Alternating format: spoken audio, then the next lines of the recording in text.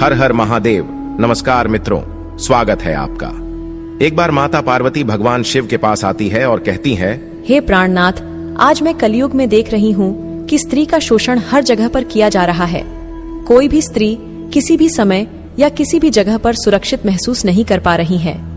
हे प्रभु, मैं जानना चाहती हूँ कि आखिर स्त्री का ही शोषण क्यों हो रहा है, जबकि एक स्त्री ही जगत के उत्पत्ति का कारण है। स्त्री के बिना सारा संसार अधूरा है। स्वयं भगवान शिव आदि शक्ति के बिना अधूरे है। मित्रों, तब भगवान शिव कहते हैं, हे देवी पार्वती, आज आपने अत्यंत महत्वपूर्ण बात कही है। हर युग में स्त्री का शोषण हुआ है। यह तो आपने भी देखा कि रामायण और महाभारत के पर्व में महाभयंकर युद्ध का कारण भी स्त्री का ही शोषण रहा है। हे गौरी, यह समय समय की बात है, किंतु आज मैं आपको स्त्री के सद्गुणों तथा दुर्गुणों के बारे में बताता हूं, जिससे आपको अपने सारे प्रश्नों के उत्तर मिल जाएंगे। किंतु इसके पूर्व मैं आपको ये संसार की सबसे दुखी नारी शोषण की कथा सुनाता हूं, जिसे सुनने से सभी स्त्रियों को अपने जीवन के सभी कष्टों को भूलने की तथा हर मुसीबत के समय में डट कर सामना करने की शक्ति प्राप्त होती है। हे गौरी, आप इस कथा को ध्यान से पूरा जरूर सुने और इसका प्रसार करें, ताकि नारी शक्ति की पहचान कई युगों युगों तक बनी रहे। तब देवी पार्वती कहती हैं, हे प्रभु, मैं ऐसा ही करूंगी। कृपा करें और आप मेरी आशंकाओं को दूर करें। मैं कथा को ध्यान पूर्वक पूरा सुनूंगी। मित्रों, भगवान शिव कहते हैं, हे देवी पार्वती, यह कहानी एक ऋषि की है, जिन्हें अपने गुरु को गुरु दक्षिणा देनी थी। इसलिए उन्होंने एक राजकुमारी को 800 शाम कर्ण घोड़ों के बदले में 3 राजाओं के साथ शारीरिक संबंध स्थापित कर उनसे प्रत्येक की एक एक पुत्र की प्राप्ति की और अंत में उस राजकुमारी को अपने गुरु को भी भेंट कर दिया। मित्रों, भगवान शिव कहते हैं, हे देवी पार्वती, एक समय की बात है जब मृत्यु तथा न्याय के देवता धर्मराज ने एक बार ऋषि विश्वामित्र की परीक्षा लेने की ठान ली। तब उन्होंने महर्षि वशिष्ठ का भेष धारण किया और ऋषि बने यमराज विश्वामित्र मुनि की कुटिया में पहुंच गए। वहां पर जाकर उन्होंने विश्वामित्र मुनि से खाने के लिए दान स्वरूप में कुछ अन्य मांग लिया, किंतु उस समय विश्वामित्र मुनि के आश्रम में बनाया हुआ भोजन नहीं था और बचा हुआ अन्न किसी भी याचक को खिलाना पाप समान होता है। वहीं दूसरी ओर द्वार पर अपने प्रिय गुरु महर्षि वशिष्ठ को अन्न के लिए प्रार्थना करते देख विश्वामित्र मुनि को खुशी का ठिकाना ना रहा और वे थोड़ी देर के लिए गुरु को विश्राम करने का आग्रह करते हुए आश्रम के भीतर जाकर खीर बनाने लगे। इतनी ही देर में वशिष्ठ बने हुए धर्मराज ने दूसरे आश्रम में जाकर अन्न को ग्रहण कर लिया। मित्रों, जब ऋषि विश्वामित्र खीर बनाकर महर्षि वशिष्ठ के पास आए तो वशिष्ठ जी ने कहा कि हे मुनिवर, अत्यधिक व्याकुल होने के कारण मैंने तो अन्न ग्रहण कर लिया है। अब आपका अन्न मेरे किसी भी काम का नहीं है। आप अपना अन्न स्वयं ही रख लीजिए। अपने गुरु के मुख से यह सुनकर विश्वामित्र बड़े ही निराश हो गए, क्योंकि उनके द्वार पर आया हुआ एक याचक बिना उनसे अन्न दान लिए अतृप्त होकर जा रहे थे। ऐसे में विश्वामित्र मुनि उस अन्न को अपने सर पर लिए वहीं पर खड़े हो गए और उन्होंने मन ही मन प्रतिज्ञा की, जब तक अतिथि ऋषि वशिष्ठ मेरा अन्न ग्रहण नहीं करेंगे, मैं यहां से नहीं हटूंगा। मैं इसी जगह पर ध्यान समाधि लूंगा।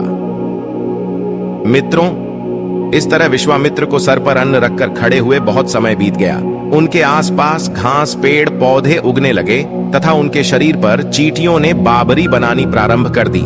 ऐसे में एक और ऋषि वहीं पर अपनी कुटिया में रहते थे, जिनका नाम गालव था। मुनि विश्वामित्र की विपत्तिजनक परिस्थिति में वे उनकी बहुत ही सेवा सुष्मिता करते थे, उनका ख्याल रखते, उनकी साफ सफाई करते और उनके विश्राम का भी पूरा ध्यान रखते थे। ऐसा करते हुए कई वर्षों का समय बीतता गया।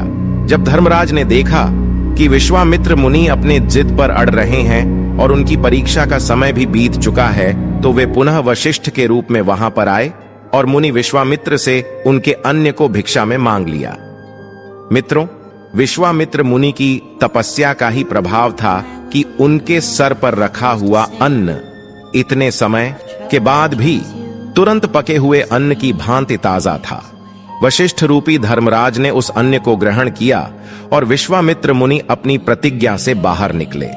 तदनंतर विश्वामित्र मुनि ने गालव ऋषि की बहुत ही प्रशंसा की और कहा, हे वत्स गालव, तुमने मेरा बहुत ख्याल रखा है, अब मैं अपना ख्याल खुद ही रख लूंगा, तुम यहां से जा सकते हो। जब विश्वामित्र मुनि ने गालव से कहा कि आप यहां से जा सकते हो, तो ऋषि गालव ने महर्षि विश्वामित्र से गुरु दक्षिणा मांगने के लिए कहा और उन्होंने कहा कि जब तक आप मुझे गुरु दक्षिणा नहीं मांगते हैं तब तक मेरी सेवा सफल नहीं हो पाएगी। इस पर विश्वामित्र ने कहा कि हे वत्स, मैं तुमसे प्रसन्न हूं। मैं तुम्हारी भक्ति को ही अपनी गुरु दक्षिणा समझता हूं। तुम 12 कलाओं में निपुण हुए हो, यही मेरी गुरु दक्षिणा है। मुझे तुमसे कुछ नहीं चाहिए। लेकिन ऋषि गालव भी अपनी जिद पर अड़ गए और कहा कि हे गुरुवर, जब तक आप भी गुरु दक्षिणा नहीं लेते तब तक मैं भी ध्यान समाधि ले लूंगा। इस प्रकार से गालव ऋषि के हठ के कारण विश्वामित्र मुनि को क्रोध आ गया और उन्होंने कहा, हे गालव, यदि तुम मुझे कुछ देना ही चाहते हो तो तुम मुझे 800 श्यामकर्ण घोड़े लाकर दो। मित्रों, भगवान शिव कहते हैं, हे देवी पार्वती, यानी कि ऐसे घोड़े जिनका पूरा शरीर चंद्रमा के समान उजला हो लेकिन उनके कान श्याम वर्ण के हो। ऋषि गालव इस बात से बिल्कुल अनजान थे कि उनके गुरु ने उनसे क्या मांगा है। बस गालव मुनि ने यह सोचा था कि विश्वामित्र मुनि थोड़े से धन की मांग करेंगे और वे किसी राजा से मांगकर उस धन की पूर्ति कर देंगे, क्योंकि गालव मुनि के पास धन तो था नहीं, लेकिन विश्वामित्र ने उनसे ऐसी गुरु दक्षिणा मांग ली थी जो कि उस समय में संसार के किसी भी सम्राट को भी पूरा करना लगभग असंभव थी। जब गालवजी ने अन्य ऋषियों तथा मुनियों से परामर्श लिया, तब जाकर उन्हें पता चला कि यह तो मुमकिन ही नहीं है।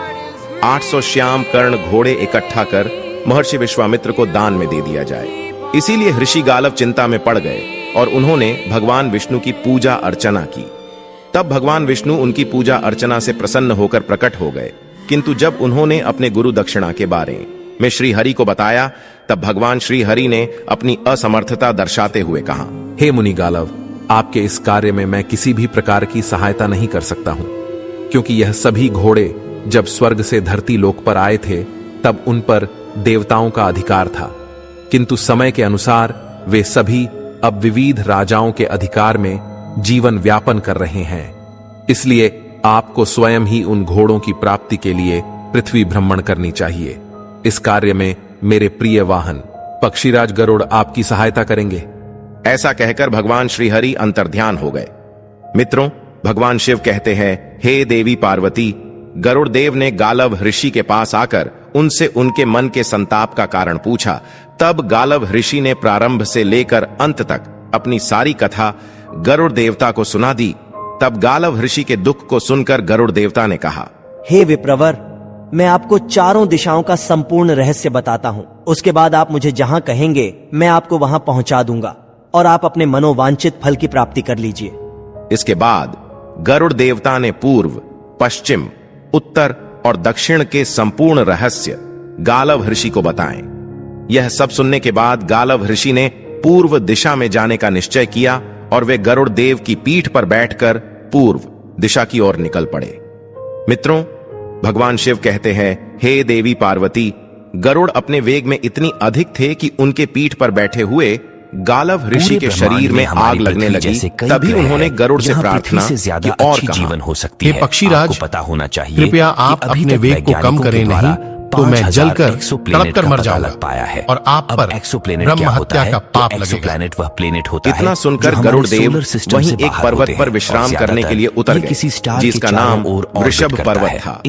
वृषभ पर्वत पर एक शांडिल्नी नामक ब्राह्मणी रहा करती थी। जब वहां पर उसने 2 अतिथियों को देखा तो उन्होंने उन दोनों का बड़ा ही स्वागत और सत्कार किया। थोड़ी ही देर के बाद उन दोनों को नींद आ गई यह पता लगाया और 2 ही घड़ी के पश्चात जब उनकी नींद खुली से ज्यादा तो गरुड़ देवता के पंख ही नहीं थे, वे गलकर नीचे गिर गए। लेकिन ये पृथ्वी से तब ऋषि ने उनसे पूछा कि ये क्या हुआ? मौजूद है। तो गरुड़ देवता ने कहा, कई लोग ये तो अत्यंत दुर्लभ क्षण है। मैं तो अमर हूँ, फिर भी मेरे पंख गल गए। पर काम चल रहा है। हम जब यहाँ आ रहे थे तब मेरे मन में यह विचार आ रहा था कि मैं इस ब्राह्मणी को, जो कि निर्जन स्थान पर दूसरे तक ट्रैवल अपने टाइम को लोक कम कर देता अर्थात है। विष्णु लोक में पहुंचा भविष्य में यह सफल शायद हुआ, इसीलिए तो ब्राह्मणी यहाँ की जाने के तपस्या बारे के में सोचा प्रभाव जा से मेरे सकता है। मन में आए इस विचार के कारण मेरे पंख गल गए हैं।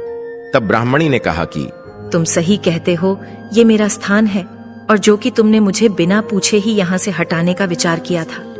हालांकि तुम्हारे मन का जो विचार था वह अच्छा था।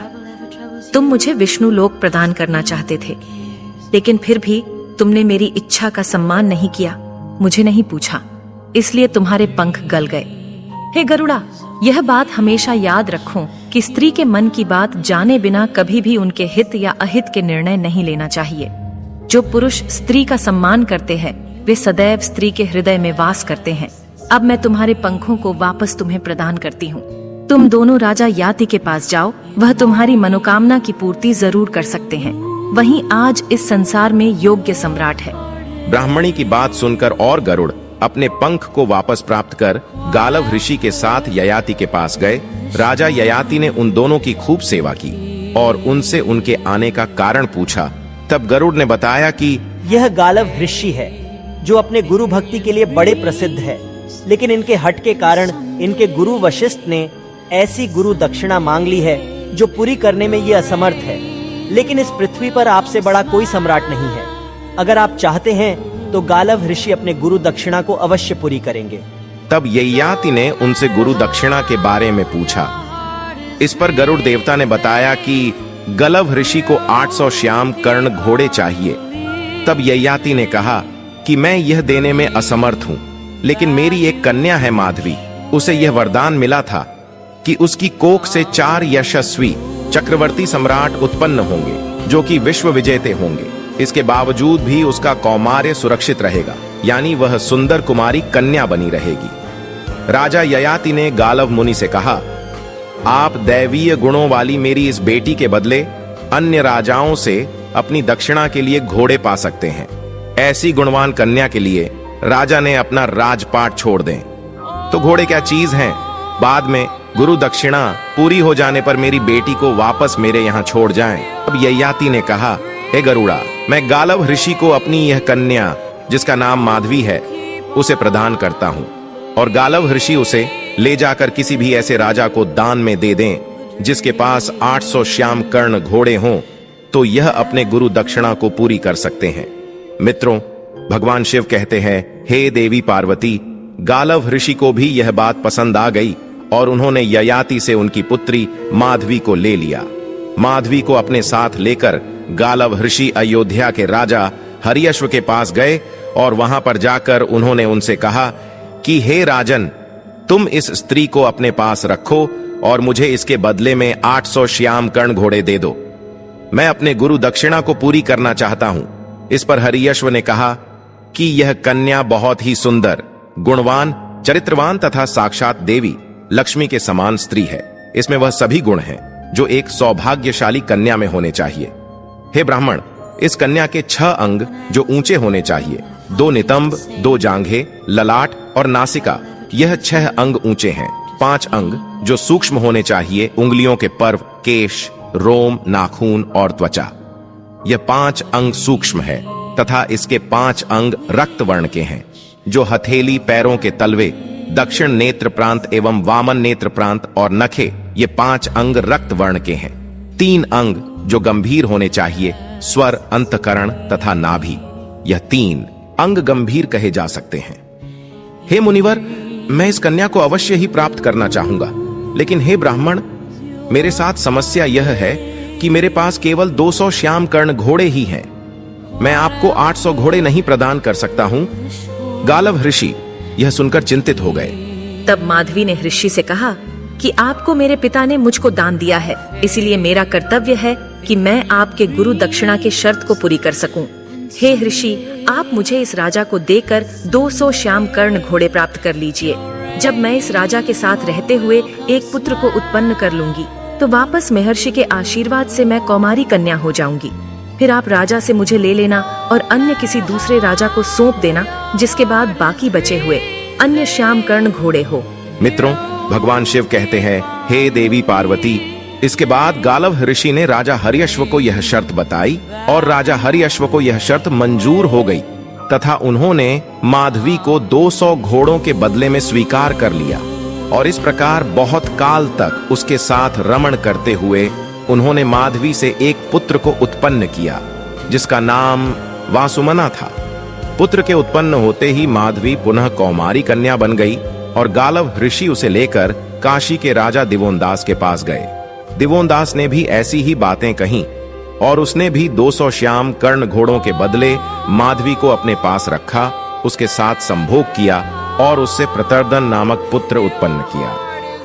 तत्पश्चात गालव ऋषि पुनः माधवी को लेकर भोजनगर के राजा उशीनर के पास गए और वहां भी 200 श्याम कर्ण घोड़े लेने के बाद बदले में उन्होंने माधवी को सौंप दिया। राजा उशीनर ने भी माधवी के साथ रमण करते हुए शिबी नामक पुत्र को प्राप्त किया। इसके बाद जब माधवी पुनः कन्या बन गई तो गालव ऋषि बचे हुए 200 श्याम कर्ण घोड़ों की तलाश में दूसरे राजाओं की तरफ जाने लगे, लेकिन कोई भी राजा 200 श्याम कर्ण घोड़े दे नहीं पा रहा था। तब गालव ऋषि बहुत ही उदास होकर आत्महत्या करने की सोच रहे थे और मन ही मन खुद को कोसने लगे। उसी समय श्रीहरि के इच्छा से गरुड़ देव वहां पर आए और उन्होंने कहा, हे विप्रवर, इस धरती पर आज के समय में केवल 600 श्यामकर्ण घोड़े ही हैं। आपको 200 और घोड़े नहीं मिल सकते, क्योंकि प्राचीन समय में राजा गाधी की पुत्री सत्यवती को प्राप्त करने के लिए महर्षि ऋषिक ने अश्व यज्ञ कर 1000 श्यामकर्ण घोड़े उत्पन्न किए थे, जो कि स्वर्ग से आए थे। बाद में उन घोड़ों का स्वामित्व राजा पुंडरीक के हाथ में पहुंचा। फिर राजा पुंडरीक ने एक यज्ञ किया और उन घोड़ों को ब्राह्मणों को दान में दे दिया। उन ब्राह्मणों से 600 घोड़े तो ये 3 राजाओं ने खरीद लिए थे। बाकी के 400 घोड़े वितस्ता नदी को पार करते हुए उसकी तेज धार में बह गए थे। वितस्ता नदी को आज झेलम नदी के रूप में जाना जाता है। इसके बाद गरुड़ ने बताया, हे मुनिवर, अगर आप अपने गुरु दक्षिणा से पूर्ण होना चाहते हो तो माधवी को लेकर के अपने गुरु विश्वामित्र के पास जाओ। अगर उन्होंने इसे स्वीकार कर लिया तो इसके बदले में आपके 200 घोड़े माफ हो जाएंगे। मित्रों, भगवान शिव कहते हैं, हे देवी पार्वती, गालव ऋषि ने गरुड़ की बात का समर्थन करते हुए माधवी को लेकर ऋषि विश्वामित्र के पास जा पहुंचे। विश्वामित्र ने जब गालव ऋषि की पूरी बात सुनी तो उन्होंने कहा, हे गालव, मुझे पता था कि आज इस संसार में केवल 600 ही घोड़े ही हैं। मैं तुम्हारे जिद को तोड़ना चाहता था, किंतु तुमने इन्हें पाने के लिए वह हर संभव तथा असंभव प्रयास किया। अपितु तुम्हें पहले ही मेरे पास आना चाहिए था। मैं माधवी के बदले तुम्हारे 800 घोड़ों की गुरु दक्षिणा को माफ कर देता और मैं स्वयं ही माधवी से अपने 4 पुत्र उत्पन्न करता। लेकिन चलो, मैं तुम्हारी गुरु दक्षिणा को माफ करता हूं। अब तुम ये 600 घोड़े मेरे आश्रम में बांध दो और इस कन्या को तब तक के लिए मेरे पास छोड़ दो जब तक मैं इससे एक पुत्र नहीं उत्पन्न कर लेता हूं। मित्रों, भगवान शिव कहते हैं, हे देवी पार्वती, इसके बाद महर्षि विश्वामित्र ने भी माधवी के साथ रमण किया, भोग विलास किया और उससे अष्टक नामक एक पुत्र प्राप्त किया। जब विश्वामित्र मुनि को पुत्र रत्न की प्राप्ति हो गई, तब माधवी महर्षि के आशीर्वाद से पुनः कन्या बन गई। तदनंतर गालव ऋषि ने माधवी को लेकर वापस उसके पिता ययाति को दे दिया। तत्पश्चात ययाति ने अपनी पुत्री, जो कि फिर से कौमारी कन्या बन चुकी थी, उसके विवाह के लिए स्वयंवर का आयोजन किया। लेकिन माधवी ने अपने इसी पूरे जीवन काल में अलग अलग राजाओं के साथ रहते हुए और यहाँ तक कि मुनि विश्वामित्र के साथ रहते हुए पुरुषों की नियति को और उनके नीच चरित्र को देख लिया था। इसलिए अब वह नहीं चाहती थी कि उसका विवाह हो, तथा स्वयंवर में उसने तप को अपना पति चुन लिया और सुमेरु पर्वत के घने जंगल में जाकर तपस्या करते हुए एक तपस्विनी की भांति अपना जीवन बिताने लगी और मृत्यु के बाद उसे मुक्ति प्राप्त हो गई। मित्रों, भगवान शिव कहते हैं, हे देवी पार्वती, यह थी संसार के सबसे दुखी नारी शोषण की कहानी, जब एक कन्या ने केवल अपने पिता के वचनों का पालन करते हुए स्वयं वैश्या के समान अत्याचार सहा। धन्य है वह माधवी और स्त्री जाति की सहन शक्ति। हे देवी पार्वती, अब मैं आपको बताता हूँ, परम पिता ब्रह्मा जी ने जब स्त्री की रचना की थी तब उसे कौन से विशेष गुण प्रदान किए थे। एक स्त्री में संवेदनशीलता, पूर्वाभास, दया, साहस, कोमलता, कामुकता, सहजता, दृढ़ता और प्रेम जैसी भावनाएं होती हैं। पुरुष प्रकृति से अलग ये गुण स्त्री प्रकृति के प्रतीक हैं और महिलाओं को ये विरासत में मिलते हैं। हे गौरी, स्त्री एक ऐसी पहेली है जिसे समझ पाना किसी के बस की बात नहीं है, क्योंकि स्त्री का हृदय जितना अपनों के प्रति कोमल होता है, उससे कई गुना अधिक दूसरों के लिए कठोर बन जाता है। स्त्रैण प्रकृति रचनात्मक ऊर्जा और जीवन शक्ति ऊर्जा से जुड़ी है। ये प्रकृति कुछ नया बनाने के लिए हमेशा तैयार रहती है। इसीलिए हर पुरुष का परम कर्तव्य है कि वह अपनी स्त्री की सदैव रक्षा करे। एक स्त्री ही मकान को घर बनाती है, इसलिए हर पुरुष को प्रत्येक स्त्री का सम्मान करना चाहिए। एक सच्ची पतिव्रता स्त्री सूर्य को भी जला सकती है, मृत्यु के देवता यमराज को भी झुका सकती है। इसलिए नारी की संवेदनशीलता का कभी उपहास नहीं करना चाहिए। अगर यह कथा आपको अच्छी लगी तो कमेंट में जरूर बताएं। वीडियो को लाइक करें, परिवार के साथ शेयर करें और कमेंट में हर हर महादेव जरूर लिखें। साथ ही चैनल को सब्सक्राइब करें। आप सभी का धन्यवाद।